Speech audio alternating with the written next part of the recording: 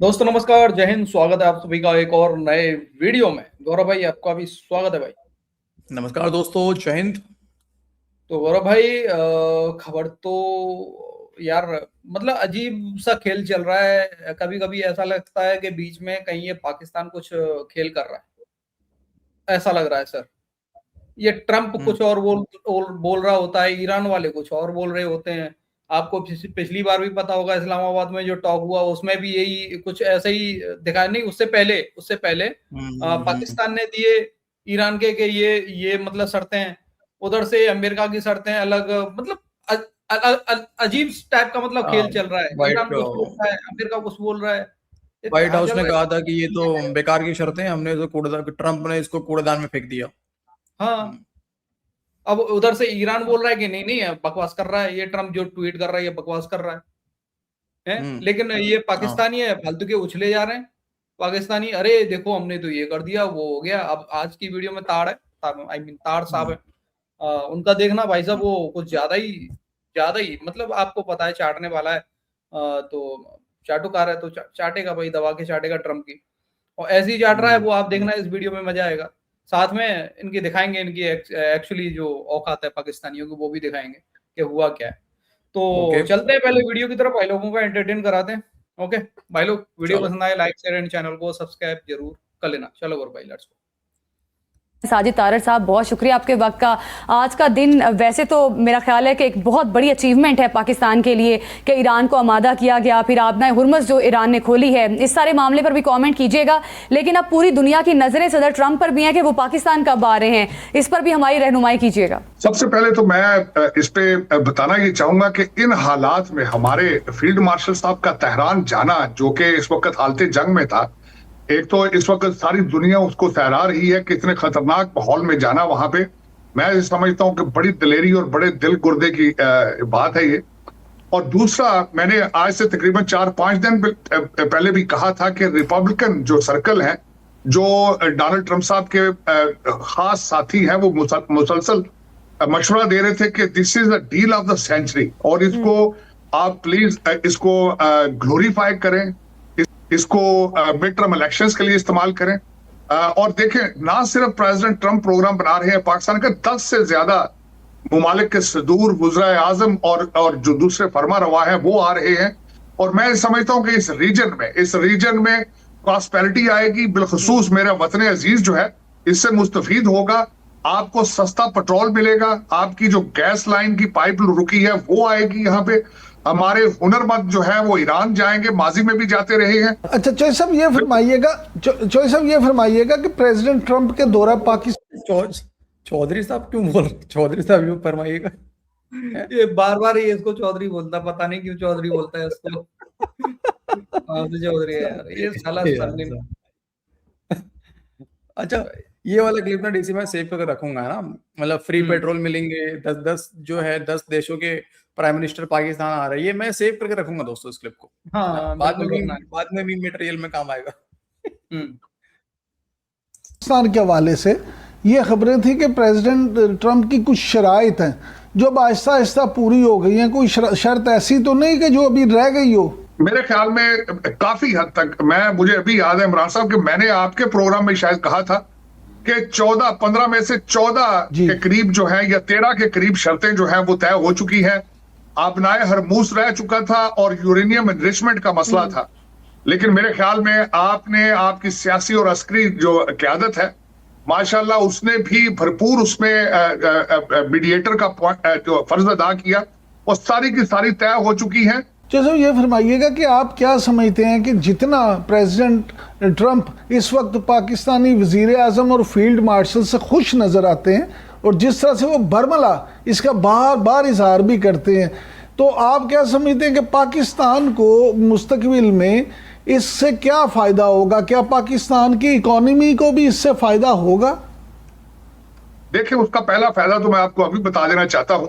हमारे वजीर खारजा औरंगजेब साहब अभी रिसेंट वॉशिंगटन डीसी के दौरे पे थे, और वो सेक्रेटरी ऑफ कॉमर्स से मिलकर चीजें तय कर रहे थे, नंबर 1। दूसरा, मैं समझता हूं कि इस दौर से, इस डील के बाद, आपके जिस तरह हमारे फील्ड मार्शल साहब डिफेंस को एक प्रोडक्ट लेके बाहर निकले हैं अमेरिका की मर्जी से, आप गल्फ के कंट्रीज के साथ डिफेंस एग्रीमेंट्स मजीद साइन करेंगे, मुआहदे साइन करेंगे। आपकी प्रोडक्ट जो है डिफेंस प्रोडक्ट थंडर तैयारा आपका बांग्लादेश से युगांडा तक बिकेगा। फिर हमारी पाक अफवाज जो कि बैटल हार्डन है, ये जाके दूसरे ममालिक की अफवाज को ना सिर्फ ट्रेन करेंगे बल्कि आप असला भी मजीद बेचेंगे इसमें। और फिर उसके बाद आपने देखा होगा कि आबनाए हरमूज के इस दौर में आपकी कराची की बंदरगाह, आपकी कराची की पोर्ट जो एज ए सब्स्टिट्यूट इस्तेमाल होती रही है। आप देखेंगे कराची सी पोर्ट जो है वहां पे ट्रैफिक मजीद बढ़ेगी। और फिर दूसरा उसमें मैं ये देख रहा हूं कि पाकिस्तान गल्फ कंट्रीज के अंदर अमेरिका की मर्जी से, डोनाल्ड ट्रंप साहब की मर्जी से आप देखेंगे कि एक की रोल अदा करेगा। और दोहा के बाद अब इस्लामाबाद में फ्यूचर के अंदर डीलें हुआ करेंगी। आपने जो रोल अदा किया है पूरी दुनिया देख रही है। मैं कहता हूं शहबाज शरीफ साहब का जो नाम था स्पीड, शहबाज शरीफ स्पीड, उन्होंने उसी स्पीड के साथ काम किया है अमन की तरफ।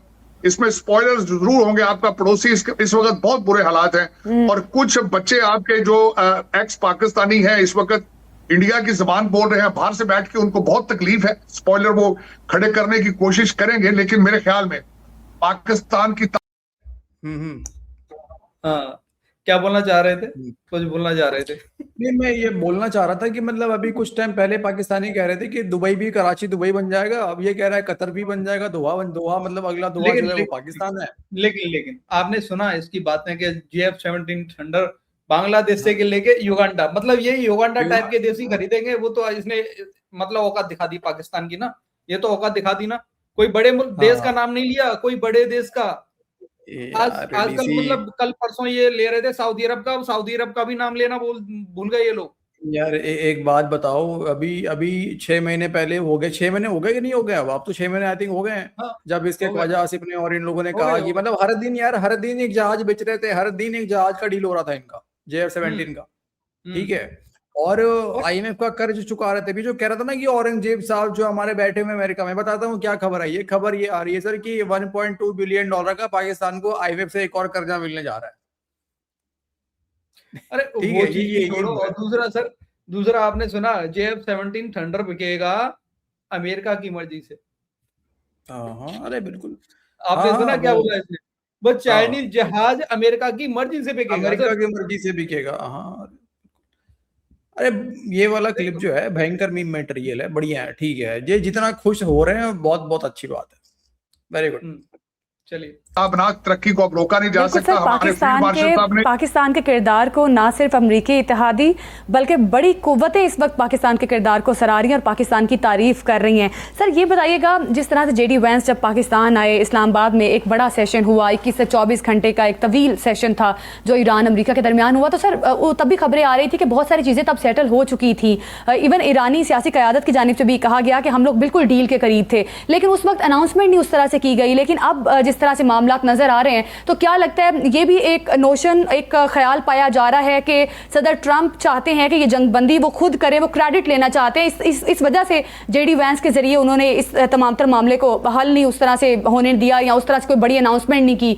तो क्या लगता है, आप भी यही समझते हैं कि सदर ट्रंप चाहते हैं कि वो उनके बकौल के वो 9 जंगें खत्म करवा चुके हैं, ये 10वीं जंग होगी जो वो खत्म कराएंगे? और बिल्कुल आपने दुरुस्त फरमाया है, डोनाल्ड ट्रंप साहब ये कहेंगे कि मैंने 10वीं न्यूक्लियर वॉर को रोका है, आगे प्रोलिफरेशन को रोका है, मैंने एक तहजीब को खत्म होने से रोका है। तो अल्टीमेटली वो अपने स्टैंड पे वापस जाएंगे कि मैं पुरअमन, मैं I am a peace loving सदर, और यही वो अपनी लेगेसी छोड़ना चाहते हैं। आपने बिल्कुल दुरुस्त फरमाया है।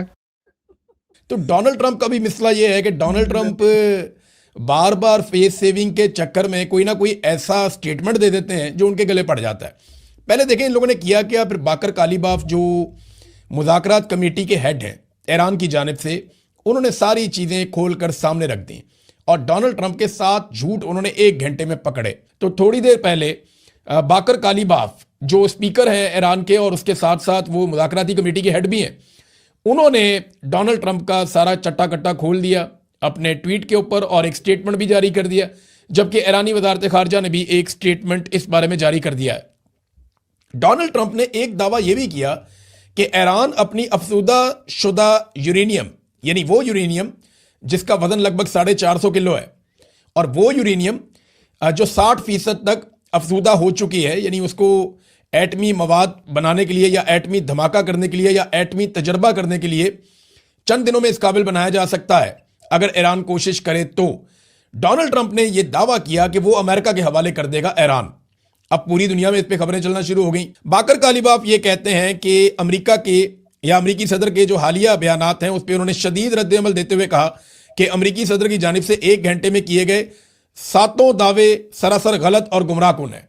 यानी 7 चीजें जो डोनाल्ड ट्रंप ने कही वो 7 की 7 गलत हैं।